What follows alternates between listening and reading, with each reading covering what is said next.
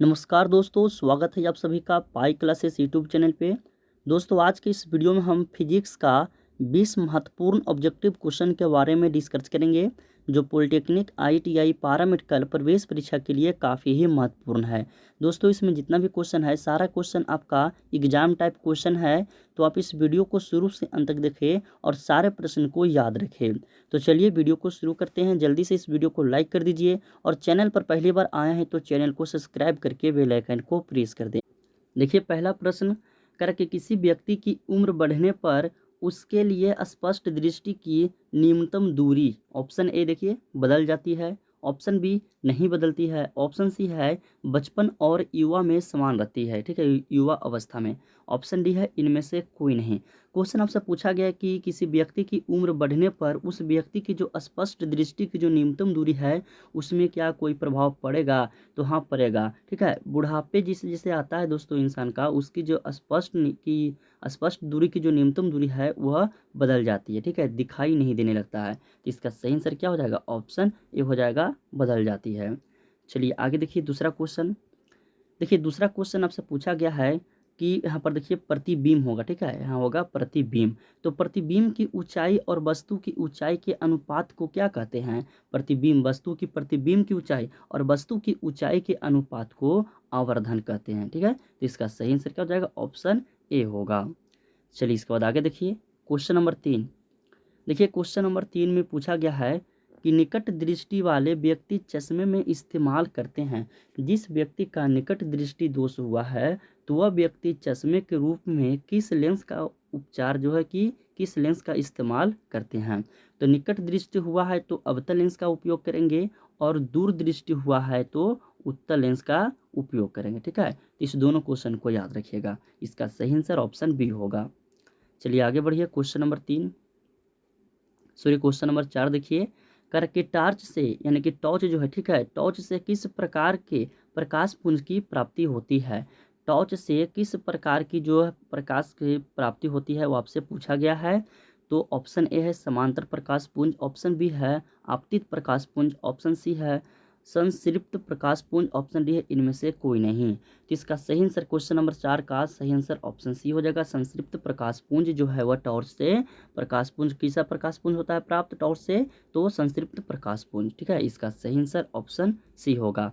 इसमें देखिए दोस्तों जितना भी क्वेश्चन दिया गया है आपका आईटीआई और पैरामेडिकल और पॉलिटेक्निक यह तीनों बुक से क्वेश्चन इसमें लिया गया है, ठीक है। तो आप इस वीडियो को हो सके तो शुरू से अंत तक देखें और सारे प्रश्न को याद रखें। सारा प्रश्न आपका दोस्तों प्रीवियस ईयर क्वेश्चन है।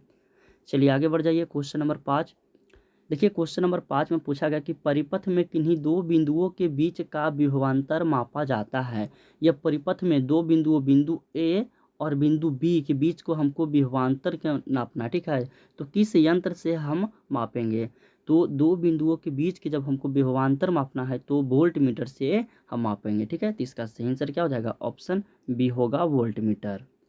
चलिए आगे बढ़िए क्वेश्चन नंबर 6 में देखिए क्वेश्चन नंबर 6 है कि एक जूल का मान होता है कितने कैलोरी के बराबर एक जूल का मान होता है। काफ़ी ही महत्वपूर्ण प्रश्न है, सभी को बताइएगा कि एक जूल का जो मान होता है वह 2.24 कैलोरी के बराबर होता है, ठीक है। तो इसका सही आंसर ऑप्शन बी हो जाएगा, 0.24 कैलोरी के बराबर एक जूल होता है।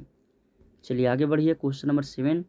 देखिए क्वेश्चन नंबर 7 है कि नवीकरणीय ऊर्जा का स्रोत है। काफ़ी ही महत्वपूर्ण प्रश्न दोस्तों, ये तीनों एग्जाम में आपका पूछा गया प्रश्न है। तो नवीकरणीय ऊर्जा का स्रोत आपका हो गया सौर ऊर्जा हो गया, ठीक है। और बाकी नाभिकीय ऊर्जा, कोयला तथा जल से प्राप्त ऊर्जा, ये सब नवीकरणीय बल्कि अनवीकरणीय, ठीक है। इसका सही आंसर क्या हो जाएगा, ऑप्शन ए हो जाएगा, सौर ऊर्जा हो जाएगा जो नवीकरणीय ऊर्जा का स्रोत है। चलिए देखिए क्वेश्चन नंबर 8 काफ़ी ही महत्वपूर्ण प्रश्न है। पूछा गया है कि यूरेनियम 238 और यूरेनियम 235 में न्यूट्रॉनों की संख्या आपसे पूछा गया कि यूरेनियम 238 में कितना न्यूट्रॉन होगा और यूरेनियम 235 में कितना न्यूट्रॉन होगा। तो यूरेनियम जो 38 है इसमें आपका न्यूट्रॉनों की संख्या 146 है और 235 है जिसमें 143 है। ठीक है, तो ऑप्शन देखिए कि 146 और 143 किस में है, तो ऑप्शन ए में है। यूरेनियम 238 और 235 दोनों में न्यूट्रॉनों की संख्या कितना है, तो 238 में 146 और 235 में 143। ठीक है, तो इसका सही आंसर ऑप्शन ए होगा। ये सब प्रश्न याद रखिएगा, ये सब प्रश्न एग्जाम में पूछे जाते हैं। चलिए आगे बढ़ जाइए। Question number 9। क्वेश्चन नंबर 9 कि भारत द्वारा सबसे पहला प्रक्षेपित उपग्रह, आईटीआई में पूछा गया प्रश्न है। ठीक है, यह जो प्रश्न है दोस्तों आईटीआई में पूछा गया प्रश्न है कि भारत द्वारा जो सबसे पहला प्रक्षेपित उपग्रह है वह कौन उपग्रह है, तो आर्यभट्ट है। कोई कोई बुक में आर्यभट्ट ना दे करके आपका भास्कर रहेगा, तो कन्फ्यूज नहीं कीजिएगा। ठीक है, दोनों सेम आपका है, आर्यभट्ट रहे या भास्कर रहे, दोनों आपका सही आंसर होगा। तो इसका सही आंसर क्या हो जाएगा, ऑप्शन डी होगा। चलिए इसके बाद आगे बढ़िए। क्वेश्चन नंबर 10 करें कि दिष्टकारी वे यंत्र है जो, यानी कि डीसी प्रदान करने वाले वो यंत्र है जो एसी को डीसी में बदलते हैं, डीसी को एसी में बदलते हैं, या दोनों इनमें से कोई नहीं। तो देखिए दिष्टकारी वह यंत्र है जो एसी करंट को डीसी में चेंज करेगा। ठीक है, दिष्टकारी वह यंत्र है जो एसी करंट यानी कि प्रत्यावर्ती धारा को दिष्ट धारा में बदलता है, वह दिष्टकारी यंत्र है। ठीक है, तो इसका सही आंसर क्या हो जाएगा, ऑप्शन ए होगा। चलिए इसके बाद आगे देखिए। Question number 11। देखिए क्वेश्चन नंबर 11 दोस्तों आपका एग्जाम में पूछा गया क्वेश्चन है और काफ़ी ही महत्वपूर्ण प्रश्न है। क्वेश्चन है कि नाभिकीय रिएक्टर में एक अधिनियम छड़ की सहायता से नाभिकीय विखंडन अभिक्रिया जो है वह अभिक्रिया नियंत्रित की जाती है या विस्फोटक बनाई जाती है या अनियंत्रित की जाती है। ऑप्शन डी है इनमें से कोई नहीं। तो क्वेश्चन नंबर 11 का सही आंसर क्या होगा, पूछा गया कि नाभिकीय रिएक्टर में एक अधिनियम छड़ की जो सहायता से नाभिकीय विखंडन जो अभिक्रिया है वह अभिक्रिया नियंत्रित की जाती है। ठीक है, तो इसका सही आंसर क्या हो जाएगा, ऑप्शन ए होगा, नियंत्रित की जाती है। चलिए आगे बढ़िए। देखिए क्वेश्चन नंबर 12। क्वेश्चन नंबर 12 पूछा गया कि पृथ्वी के ऊपरी परत को क्या कहते हैं। पृथ्वी की जो ऊपरी परत है उस परत को क्या कहते हैं, मेंटल, क्रोड, भूपर्वती, इनमें से कोई नहीं। तो पृथ्वी की जो सतह है दोस्तों, ये ऊपरी सतह को भूपर्वती कहते हैं। ठीक है, इसका सही आंसर क्या हो जाएगा, ऑप्शन सी होगा।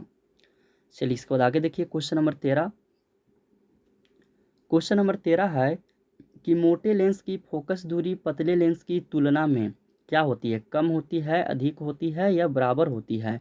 तो मोटे लेंस की जो फोकस दूरी होती है वह पतले लेंस की तुलना में कम होती है। क्या होती है, कम होती है, यानी इसका सही आंसर क्या हो जाएगा, ऑप्शन ए होगा। याद रखिएगा मोटे लेंस की फोकस दूरी पतले लेंस की तुलना में कम होती है।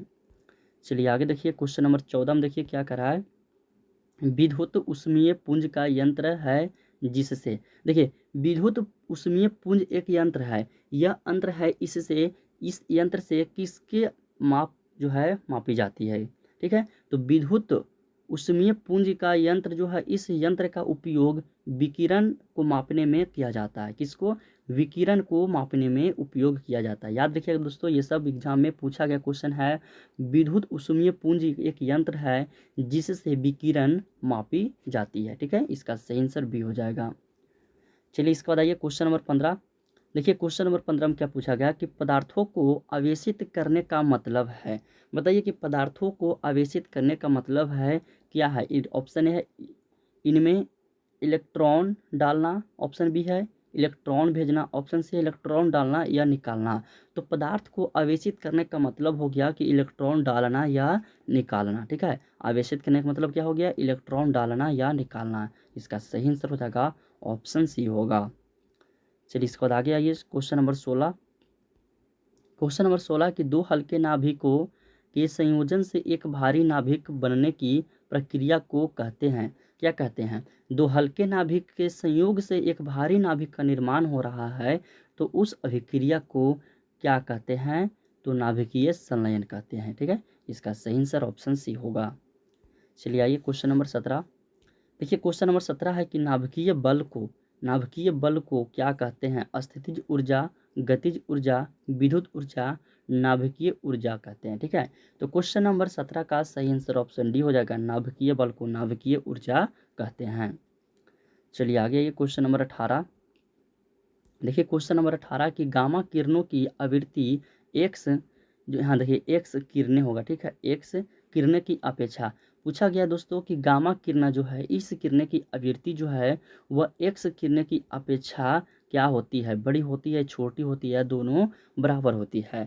तो बड़ी हो जाती है गामा किरणें, ठीक है। इसका सही आंसर हो जाएगा ऑप्शन ए। गामा किरणें की अपेक्षा जो एक्स किरणें की जो गामा किरणें की आवृत्ति एक्स किरणें की अपेक्षा जो होती है वो बड़ी होती है। चलिए आगे ये क्वेश्चन नंबर 19।